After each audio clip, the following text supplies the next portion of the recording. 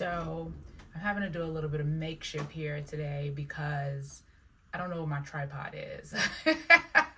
So this phone is balanced on some books and hopefully it stays the whole way. This video isn't going to be long anyway. I just wanted to check in because yesterday was the third Monday of the month, and I said I was going to pop in and do a video every third Monday of the month, every first and third Monday of the month to prioritize joy and ease when living with an autoimmune disease. And something that I really want to talk about today is rest. Rest as resistance. Oh my God. Trisha Hershey, this amazing author and the founder of the NAP Ministry. I've been reading her book, Rest as Resistance, and yes, and yes again, okay? Yesterday, I rested, and that's why I didn't do a video. I had to rest. I didn't have a choice. My body forced me to rest. You understand?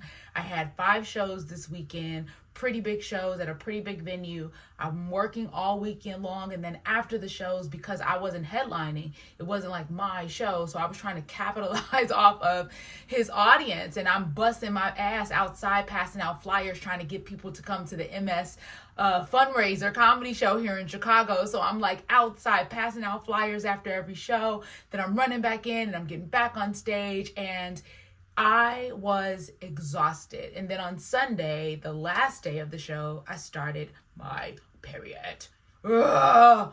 So you already know that drains you in and of itself. So now I'm already exhausted. I've started my period. I'm wearing makeup more than I ever wear makeup because I barely wear makeup. And so now I'm having to wash my face every night. Let me tell you, when I tell you Monday, my body was like, I'm done. My body was done. So yes, this video is all about rest.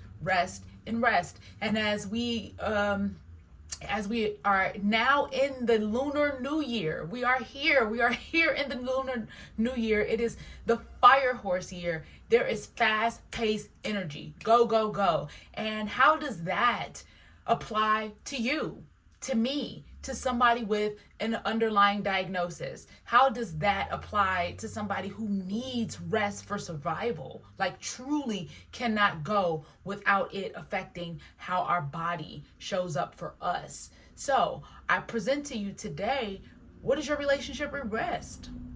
How are you taking rest without any shame or blame? Yesterday, that was one of the biggest things I had to kind of do constantly, is check the shame and blame that I was trying to have around taking rest. I got up around 11:45 and I made my bed. I thought I was going to get up for the day. I had brunch with my daughter at 1, and so I thought I was going to go. I thought I was going to get the day started. Like literally slothed myself to brunch. We walked. Thankfully, we did that. Slothed myself to brunch. Slothed myself through the meal.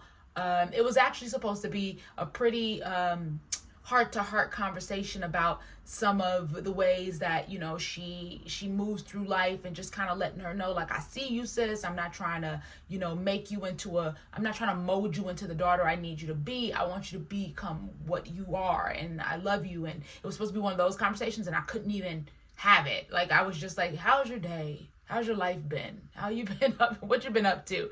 You know, and I couldn't even have the conversation because I was so mentally and physically drained. And then I got back home and I immediately went back to bed and slept from like 3 till about 5:36.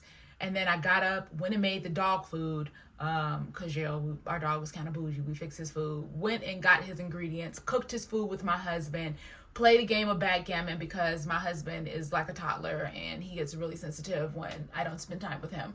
So I played a game of backgammon with him and then got back in the bed. And so it was this idea that, man, I didn't do anything today. I didn't do my live video like I said I was going to do. I didn't, you know, check my emails and send out those grant proposals and all those things that I had on my to-do list and blah, blah, blah. But the reality is I couldn't.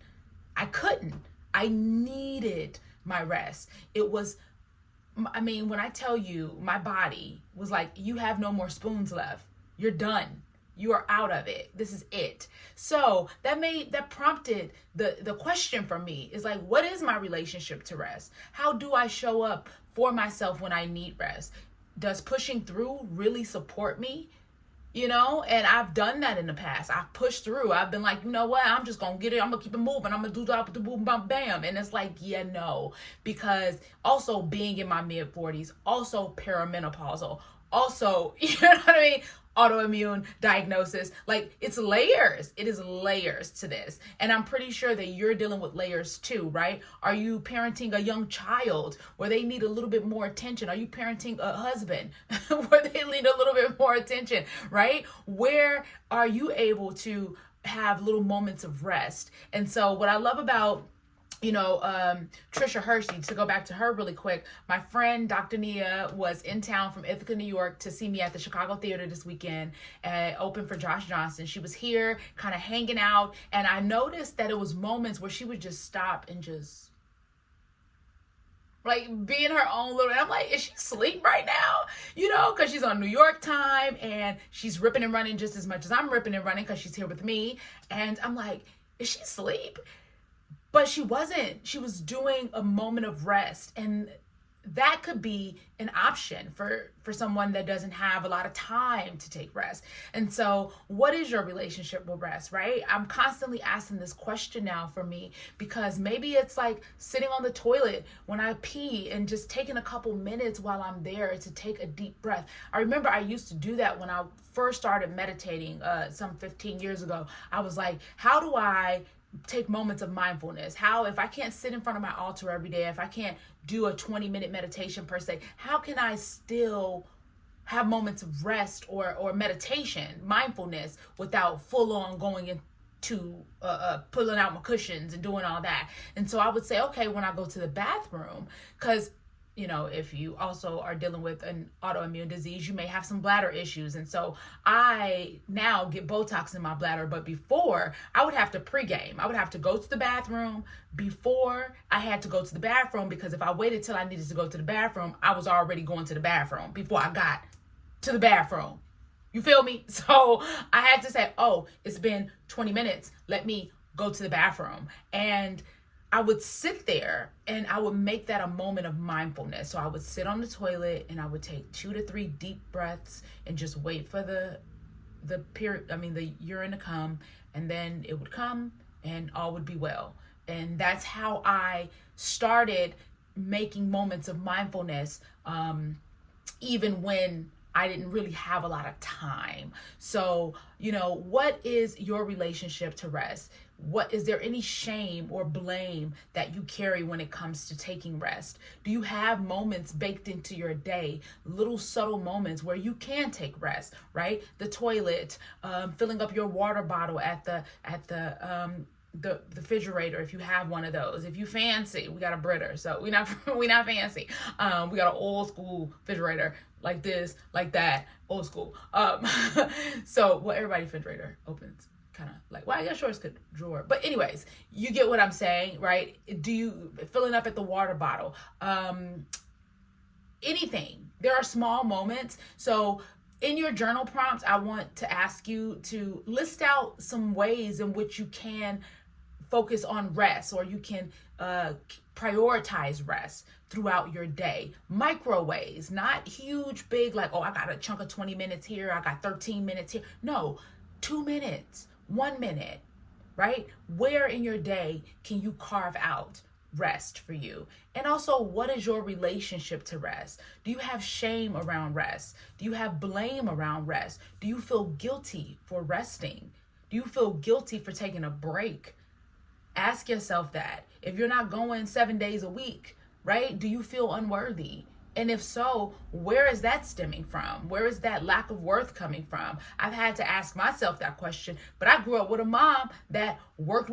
I mean, she just retired and we had to beg her to do that, right? They gave her, thankfully, the post office was offering these retirement severance packages, right? And so she was able to take advantage of that and get a little bit of money. So we was like, oh, this is an opportunity to push for this. And she was like, yeah, I think I'm gonna take the money, right? And so she took it. But other than that, if that wasn't an option sure my mama will still be working. In fact, she's been talking about going back to work. She's like, I'm bored. I think I want to do something. And I get it, right? You don't want to sit at home all day. So we're totally in support of her going back to work, but also prioritizing her rest because she's been working since I've been alive. So 45 years minimum, right, of nonstop work. So how do we prioritize rest? And that is this joy and ease tip of the week. Like, what is it? What is it that you're prioritizing when it comes to your rest? I love you all. Thank you so much for being here. And I will be back on the first Monday of the month, hopefully, if I don't need rest. But I will definitely be doing these videos to give a little bit more joy and ease in living with the autoimmune disease. It's not easy, but you're not alone. You have a community here within Messing Around. Love you all. See you next time. Bye.